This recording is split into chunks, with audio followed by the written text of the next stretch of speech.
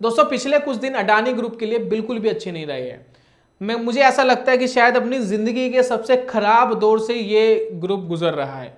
Hindenburg की report में खुलासा हुआ, कुछ आरोप लगाए, स्टॉक गिरने शुरू हुए। एक नहीं सभी स्टॉक्स अडानी ग्रुप के गिरने शुरू हुए और लगातार सर्किट्स लगाते हुए आ रहे हैं। उसके बाद क्रेडिट स्विस आया, उसने रेटिंग खराब करी और गिरे। उसके बाद अमेरिका के अंदर जो स्टेबिलिटी इंडेक्स है उससे अडानी को बाहर किया गया, अडानी के शेयर को।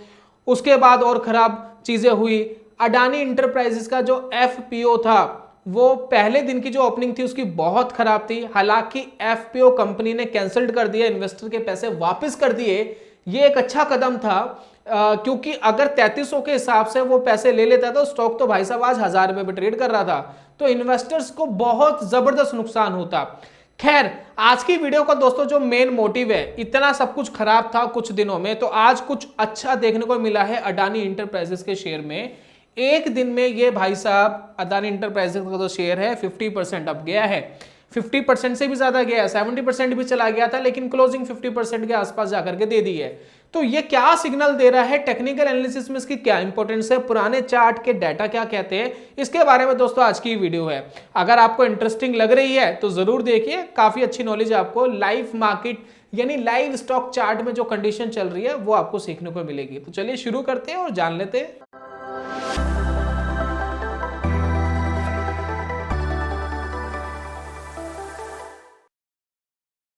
बहुत बहुत स्वागत है आप सभी का ट्रेडिंग चैनल के यूट्यूब चैनल में। मेरा नाम है अनमोल मित्तल, मैं हूं ट्रेडिंग चैनल का फाउंडर। पीछे दोस्तों चार्ट देख रहे हैं अडानी इंटरप्राइजेस। जी हाँ, कैसे बढ़िया जी, 50% क्या कर लिया है स्टॉक ने, क्या करा कंपनी ने, बात कर लेते हैं। देखिए क्या हुआ, आज मॉर्निंग में भी थोड़ा सा स्टेबल था, थोड़ा सा कम गिरा हुआ था, फिर सर्किट लग गए, फिर सर्किट खुले, सर्किट लगे, नीचे नीचे के सर्किट लगे, और ये भाई साहब गिरते गिरते पहुंच गए थे 1000 के लेवल पर, 1000 रुपीज के लेवल पे ये पहुंच गए। एक ऐसा शेयर जब 2000 पे था तब लोग सोच रहे थे कि भैया हम क्यों नहीं खरीदा हमने इसको, हम खरीद लेते। अब ये 3000 का हो गया, फिर ये 4000 का हो गया। 4000 के लेवल पे भी लोग लालच कर रहे थे कि थोड़ा सा सस्ता होगा तो हम खरीद लेंगे। तो ये जो कॉन्टिन्यूसली एक रैली आई थी अडानी इंटरप्राइजेस के अंदर, और जिसमें सभी अफसोस कर रहे थे कि क्यों नहीं हमने इस रैली में पार्टिसिपेट करा, वो स्टॉक आज 1000 रुपए का मिल रहा था, फिर भी लोग दबा के बेच रहे थे और डर के बेच रहे थे। इतना डर था, सर्किट लग गया था, सर्किट लगने के बावजूद भी इसको लोग खरीदने के लिए तैयार नहीं थे, क्योंकि इजीली खरीद सकते हैं। अगर लोअर सर्किट लगा हुआ है तो आप उस लेवल पर आप ट्रेड डालेंगे, फटाफट आपके पास आ जाएंगे, लेकिन आप बेच नहीं सकते सर्किट लगने के बाद अगर लोअर सर्किट लगा हुआ है। तो सर्किट लग गया, 1000 पे स्टॉक आ गया, फिर थोड़ा सा स्टेबल हुआ स्टॉक, थोड़ा सा इसने कोशिश करी ऊपर बढ़ने की, और एकदम नहीं, इसके अंदर बाइंग आई धीरे धीरे। ये धीरे धीरे धीरे धीरे ऊपर रैली बनाता हुआ आराम आराम से स्टॉक क्लोजिंग कर गया दोस्तों 1586 पर।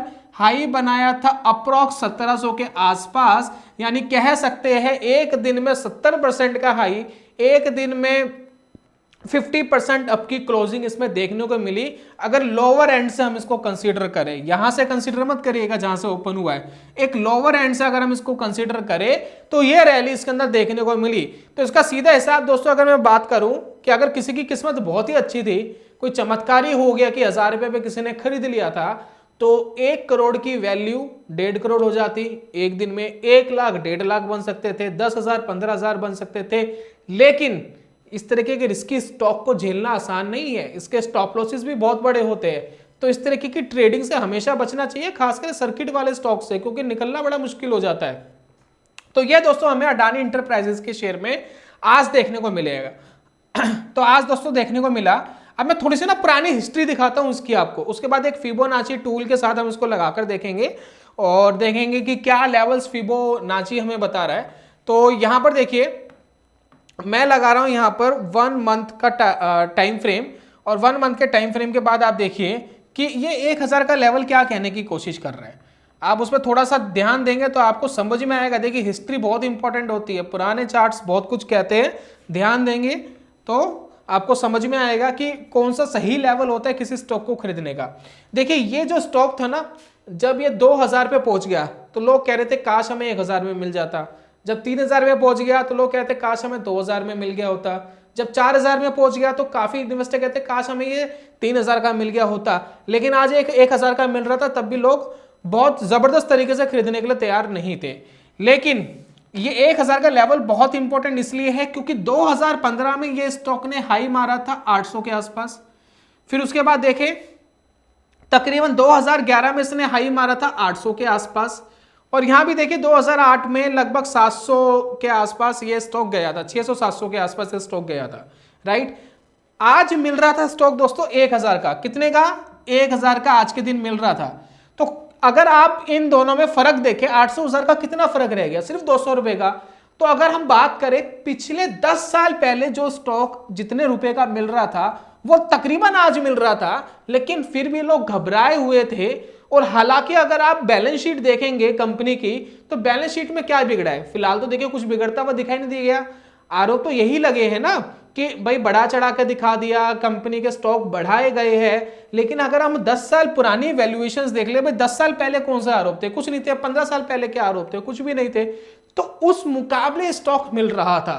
तो एज पर टेक्निकल एनालिसिस ये 800 के लेवल तो बड़े इंपॉर्टेंट थे, और मैं भी देख रहा था क्या ये 800 के आसपास आता है। अगर 800 के आसपास आता तो ऑब्वियसली मैं खरीदता पर्सनली।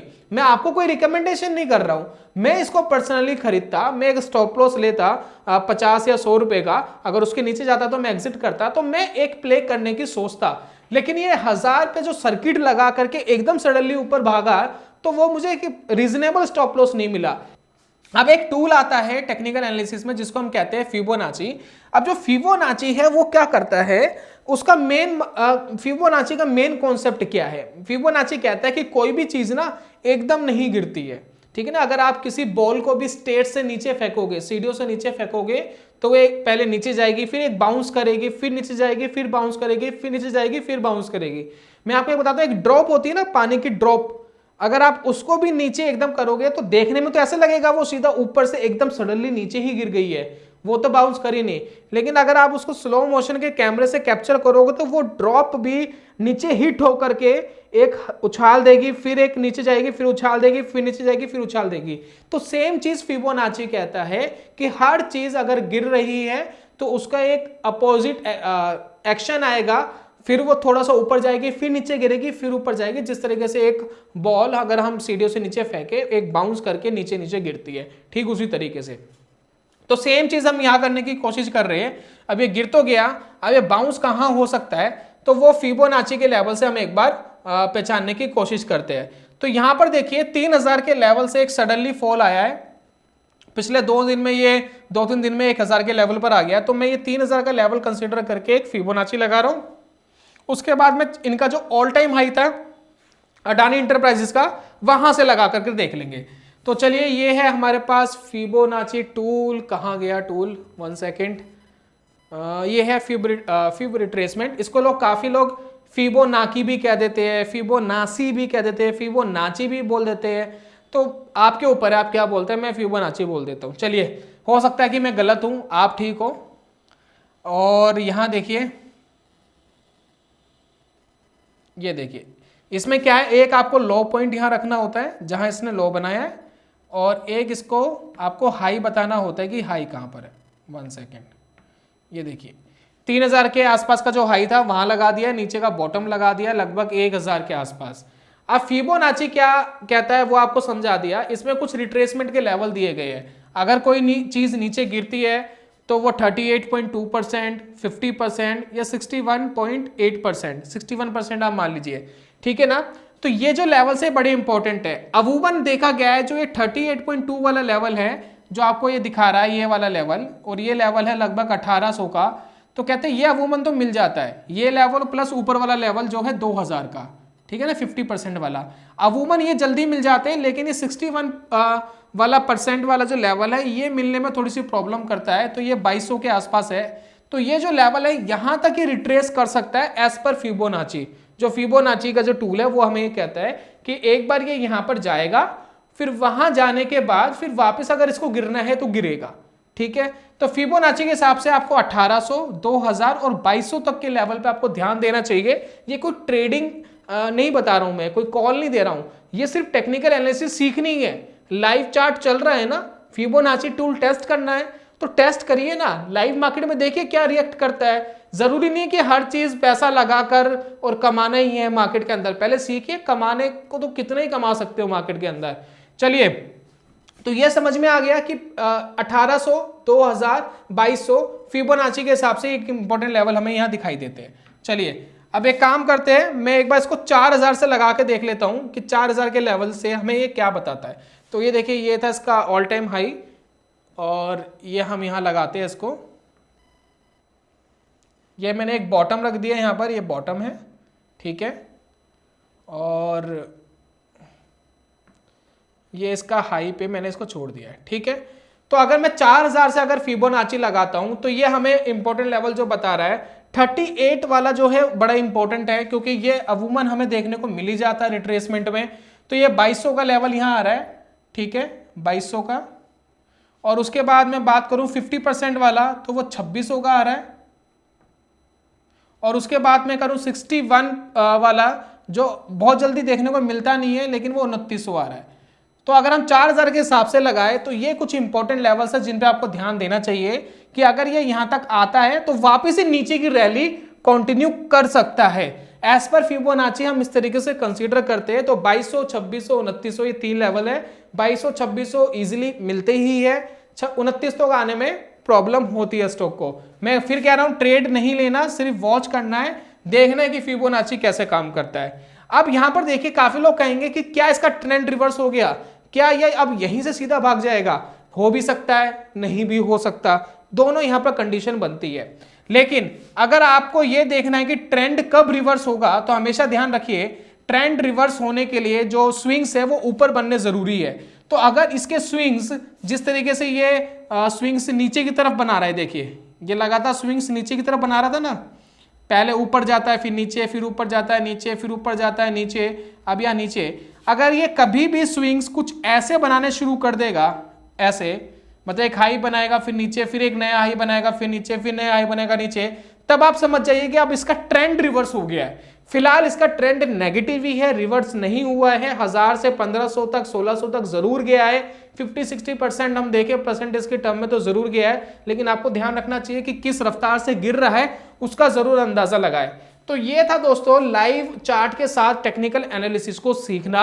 अब इसको आप कुछ दिन देखेंगे चार्ट को तो आपको समझ में आएगा कि टेक्निकल एनालिसिस किस तरीके से काम करता है। मार्केट में पैसा कमाने के लिए आपको अच्छी एनालिसिस की जरूरत नहीं है, अच्छे मनी मैनेजमेंट की, एक अच्छे stop loss, powerful stop loss की, और रिस्क को मैनेज करने की मेनली इंपॉर्टेंट है।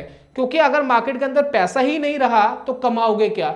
मार्केट में पैसा कमाने के लिए आपके पास पैसा होना चाहिए। जब आप ट्रेड में एंटर होते हो तो सबसे पहले आपको प्रॉफिट कमाने से पहले यह सोचना है कि अगर आप गलत हो गए तो आपको कम से कम रिस्क में कैसे निकलना है। और आपकी एंटायर कैपिटल का एक ट्रेड में 1% अगर चले जाता है तो वो एक मैक्सिमम रिस्क होना चाहिए। स्टार्टिंग में आधा प्रतिशत भी रखेंगे तो ज्यादा बेटर रहेगा आपके लिए।